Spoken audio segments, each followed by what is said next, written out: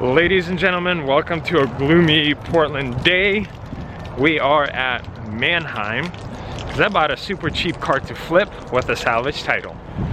I got Andre with me today. He was my ride from the lot to Mannheim. So actually I won this car and I won a prize for actually buying this car. I won a Ring doorbell from the seller. So sometimes in lanes, the seller, to kind of like incentivize buyers, dealers to purchase from them, they will offer prizes. And this one was every fourth car sold, they raffle off a prize. And this was the last prize of the day, was the Ring doorbell. I bought this car and then a few cars later, voila. So now the goal is to find this car. I don't even remember what lane it was in, 3 or 4, but it's a 2013 Kia Soul, and if I remember correctly, it was kind of like a creamy color. It has a salvage title back from 2015, and I mean, it looks fine. Question is, does it have any mechanical issues? But thankfully, I didn't pay a lot of money for it. After fees, I think I'm $2,700 into this car, and if it doesn't need any work, maybe a detail, something minor, I'll be in it under 3 grand. Should be able to get 4,500 bucks out of it. 1,000, maybe $1,500 in profit. It should work. This might be mine because it is a 2013. But we'll check it. I'm pulling it up on my phone, but Mannheim map is pretty slow. I mean, it's the same body style that I bought. 86,000? Okay, so then that's not mine. We might see it, but it's definitely not in the right lane, because this is lane 4 right here. This is all lane 4 vehicles. No, that one's too dark. It might be that one between the Jeep and the Toyota. Yes, I think this was mine. The wheels kind of look familiar. I think it is. Oh, look at that. No rear windshield wiper. Well, that's okay. That's something minor. This is my new baby. It is unbelievably cold. Wait, Andre, let's check the fluids. It is very, very cold. So we're going to check the fluids, jump in this thing, and if it runs good, take it home. And I think when it's not super cold, gloomy, and icky, we'll take a better look at this thing. Uh-oh. Wipe it off? It's no oil. It has oil. No, there's no oil. There's no oil! That's a bad sign, guys. At least I got a Ring doorbell out of it, huh? Oh, it's right at the bottom. It's very, very thick. Okay, well, we could stop by somewhere, get some oil. Yeah, let's start it, I guess. Let's see if she's a knocking. Nope, she sounds great. The only thing that's on is the airbag light. And yes, it does smell pretty good in here. Let's get this heat going. Sure, we could do front, we could do rear, adjust our mirror. Oh, manual mirrors, dang. This might be an easy one if we have no issues with the transmission. But because we have low oil, we're gonna need to do an oil change. Now I see the oil light flashing because I think it's sensing that it's low. So what we are going to do is pull this thing out, park it, and then go to the store, get a little bit of oil, add to it, and then we'll drive it and take it home, just so that we don't damage it. And I think I'm not doing more than 1,500 RPM, so hopefully all will be a-okay. We will leave it here now. I actually stopped by Home Depot instead of a gas station. $3.50 later, we got some oil. Hopefully 1 quart is going to be enough. The goal is literally just to get it home, get it to the lot, wherever. Because then I'll do a full oil change, and we'll use full synthetic oil, nice filter. And hopefully then it should be ready to rock and roll. Are you not going to be modified for oil all over the engine? We'll find out now, will we? I thought that was a lot closer. Good luck, Andre. Thank you. And I don't know how much we need. Maybe try half a quart at first. Look at that, what a perfect pour. Oh! That's your fault. You don't give me compliments mid-pour. Yeah, this oil is dirty. should be good. I don't know if it'll show us anything just yet. Nope, not yet. Now we shall start it. And honestly, I think we could hit the road. I am ready to be warm. I almost can't believe that I bought the HAMSTER car. Okay, so we're gonna drive and see if the oil light is going to flash. So far, nothing. I don't think it will. So far, no oil light.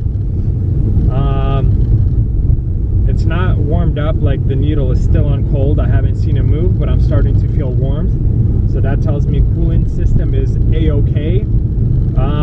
All the right signs are there, so I think we're gonna make it home with no issues, but as always, we're gonna find out and see shortly. A few moments later. We are doing an uphill challenge in the HAMSTER vehicle. And honestly, guys, so far it's running really well. I don't really see any issues. The only thing that's really wonky is I'm looking at this Jiffy Lube sticker. It says that it had an oil change on 7/21/2020, so a few months ago. And it says next oil change is due at 103,355 miles, and we're sitting at 100,526, so roughly 3,000 apart. So what are they doing, like 15,000 mile oil change intervals or what? Like, why is this so low on oil? And why is the oil so dirty? Did they not add the proper amount, or did they use like recycled oil that was cleaned and just filtered through? Like, I don't understand. It doesn't make sense to me. So far, here's what I have to do to this thing. Do an oil change, take the check the airbag light, and get a new rear windshield wiper. Take it through DQ, and it's ready to go. I'm ready to sell this thing. So far, it's good. I did about 10 miles. It's running really, really well. Little Kia, made it home. I'm gonna leave it here. Maybe in a few hours, maybe tomorrow, check the oil level. I mean, you don't really need to check it. I guess if it's higher than maximum, then I won't drive it. And I'll take another car to the lot. If it's within norm, then I will probably take it to the lot, pass emissions, and then pick up stuff that's needed to get it to where it should be.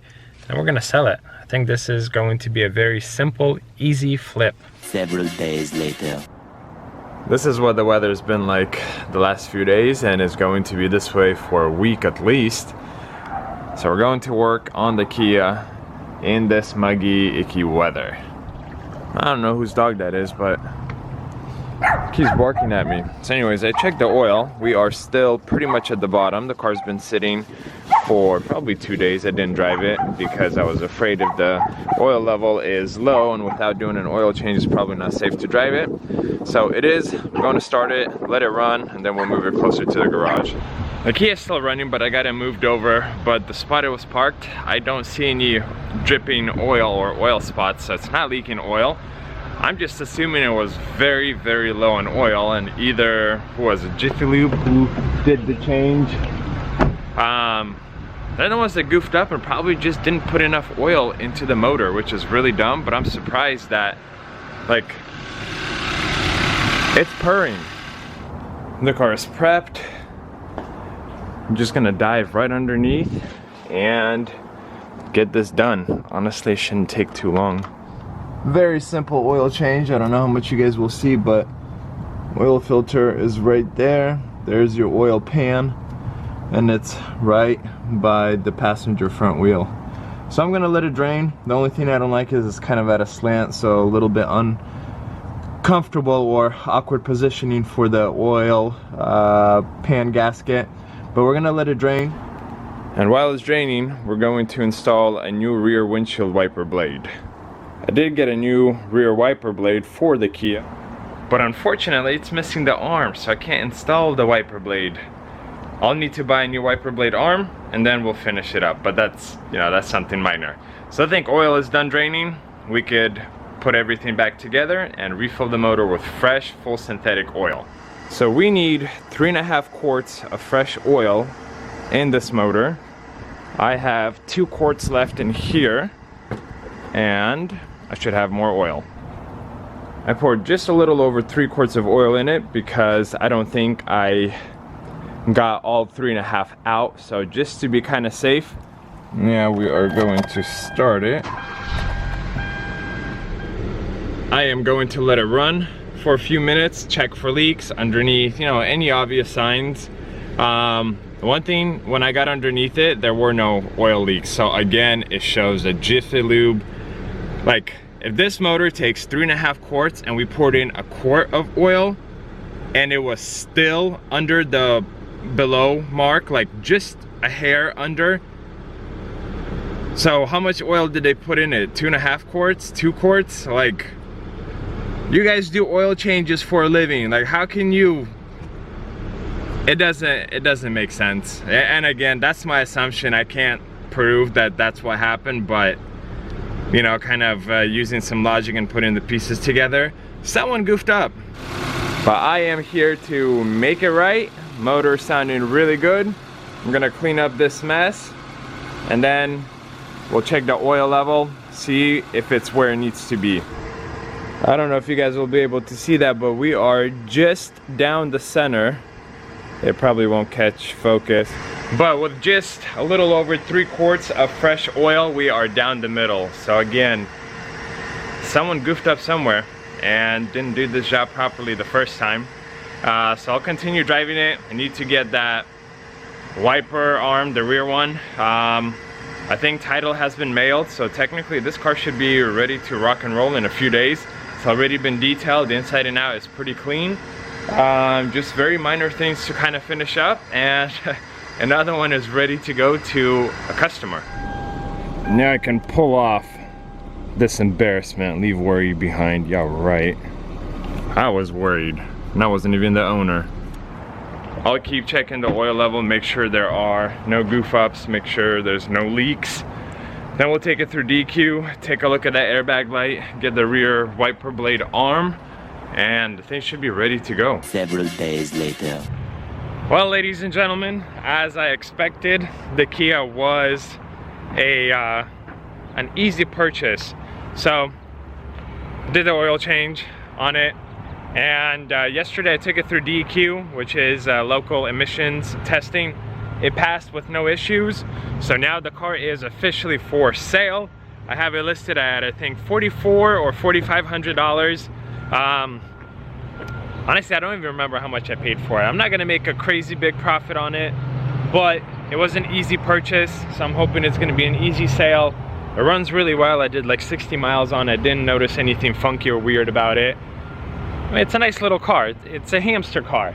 And honestly, guys, if you haven't given this class of car a chance, highly suggest you do so for, you know, like daily commuting. Like Nissan, what are they, Jukes, the Scions, pretty much all of them, Kia, the Hyundais. They are super roomy on the inside, and they are really, really good for just daily driving. There's nothing fancy about them, but they get the job done, and you know, they're pretty nice. Thank you for watching this video. I second that. Guys, thank you so much for watching this video. Please consider subscribing. We'll see you guys in another video.